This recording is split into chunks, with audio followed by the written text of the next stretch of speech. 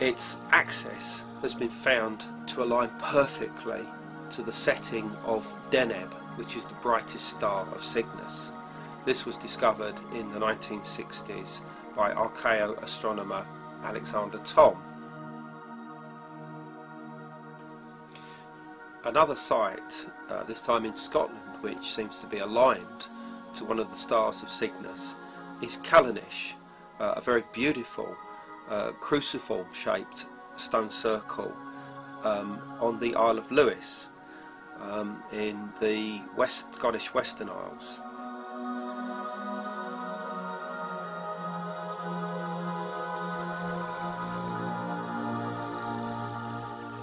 And this is very subtly aligned to the rising of the star Sadir, which is the centre star in the middle of the constellation of Cygnus.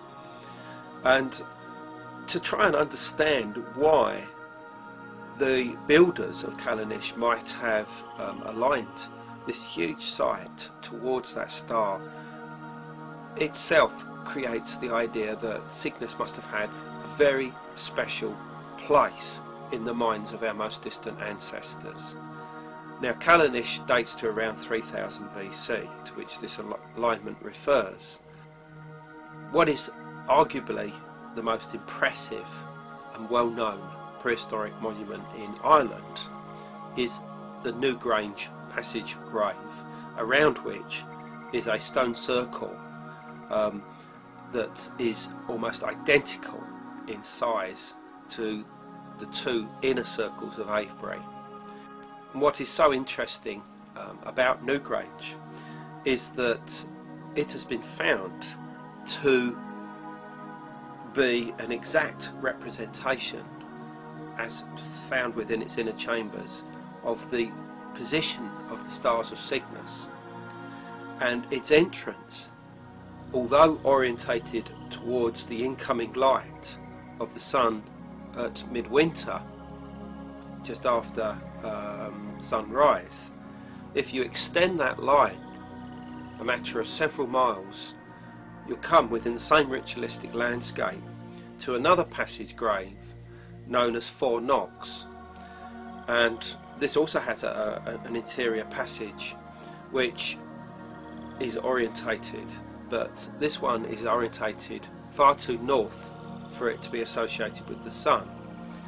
And when Earth mystery researcher Anthony Murphy looked into this subject, he found that it was aligned perfectly to the rising of Deneb, the brightest star of Cygnus.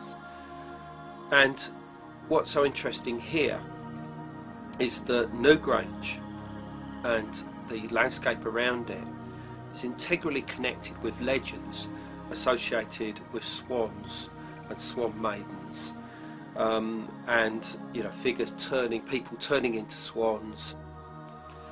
Another site that is aligned to Deneb, the brightest star of Cygnus, in southern Britain, is Wayland Smithy Longbarrow, which is located just a few miles away from Avebury.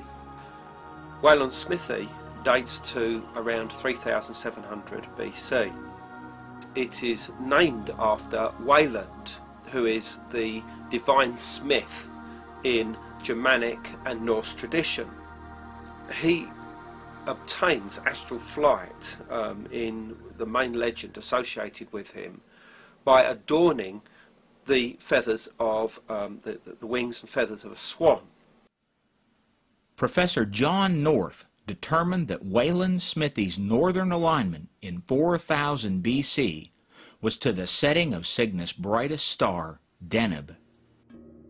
But Collins' investigations into the mythology of the swan as a carrier of souls went far beyond archaeological sites in the United Kingdom. He found that ancient Hindu temples mirrored the belief that the northern sky was the abode of heaven, and that swans, as a representation of Cygnus, were associated with creation and the transport of souls. Collins also discovered that in Chinese astronomy, Cygnus was apparently seen as the heart of the ultimate junction of the Milky Way. It was the origin and destination point of all souls. The dating of this Chinese astronomical belief goes back to 16,000 BC, a time when Deneb was itself the pole star.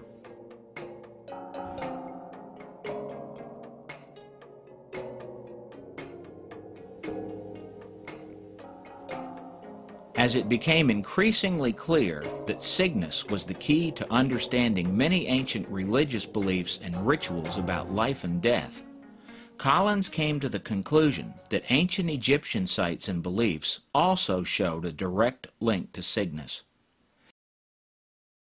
We find that in ancient Egypt, the constellation of Cygnus was very important.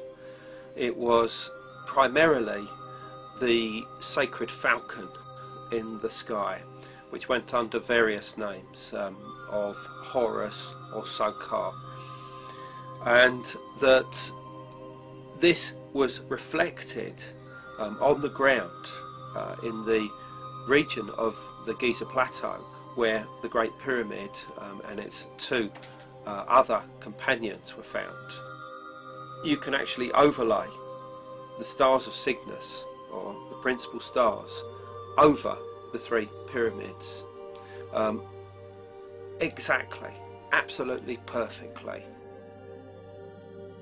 If you take a line from the position of the three pyramids towards the northeastern horizon, we find that Deneb, the brightest star of Cygnus, rises up perfectly from the position of Egypt's very ancient cult centre of Heliopolis, which was associated with death and rebirth through its image of the phoenix, the bird of rebirth that was seen to rise up.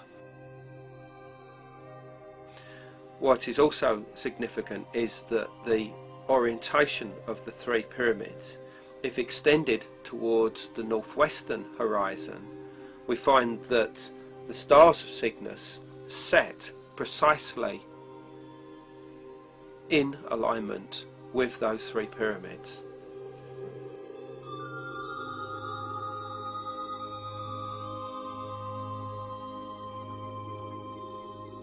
Perhaps the most surprising ancient sites and religious belief systems to directly relate to Cygnus are found in the Americas. Indigenous cultures in South, Central, and North America all showed a distinctive pattern showing that Cygnus and its special position in the Milky Way was seen as a spirit path leading to heaven. For example, the Inca site of Cuzco in the Andes Mountains of Peru is known to be constructed to represent a sacred landscape effigy in the shape of a puma. Sacsayhuaman, the hilltop fortress at Cuzco, represents the head of the puma with massive blocks of stone along its northernmost walls forming the cat's teeth.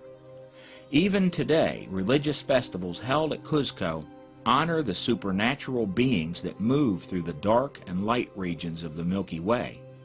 But the constellation represented by the Inca puma was a mystery until quite recently. In 2003, an Italian professor of physics, Giulio Magli, solved the mystery of the Cuzco puma. The Inca's center of origin, represented by Cuzco's sacred landscape, was at the Great Rift in the Milky Way, the location of Cygnus. While Collins was surprised at the findings from Cuzco, as he moved further north in the Americas, he discovered more links to Cygnus in both Olmec and Maya cultures. In Mesoamerican tradition, we find that Cygnus has played a role for at least 4,000 years. But in this case, it shared its role with the constellation of Ursa Major, the Plough or Big Dipper, and the two sparred around each